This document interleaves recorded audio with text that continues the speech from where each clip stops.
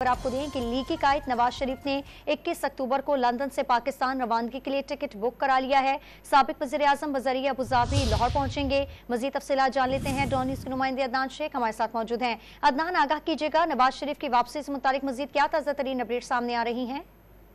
आज बिल्कुल मुस्लिम लीग नून के कायद नवाज शरीफ वतन वापसी के लिए उन्होंने कमर कस ली है और वो 21 अक्टूबर को वतन वापस आएंगे। इस सिलसिले में उन्होंने टिकट भी बुक करवा ली है और नवाज शरीफ 21 अक्टूबर को लंदन से अबूज़हबी इंटरनेशनल एयरपोर्ट पर उतरेंगे और उसके बाद अबूज़हबी से वो पाकिस्तान के लिए रवाना होंगे। नवाज शरीफ ने निजी एयरलाइन की परवाज 243 की एडवांस बुकिंग भी करवा ली है, जबकि जो वो नवाज शरीफ जो है वो बिजनेस क्लास की टिकट जो है उसके जरिए ही पाकिस्तान आएंगे, जबकि नवाज शरीफ निजी एयरलाइन के जरिए अल्लामा इकबाल एयरपोर्ट पर शाम 6:25 पर पाकिस्तान में उतरेंगे। जी, बहुत शुक्रिया तफसीलात देने के लिए अदनान शेख।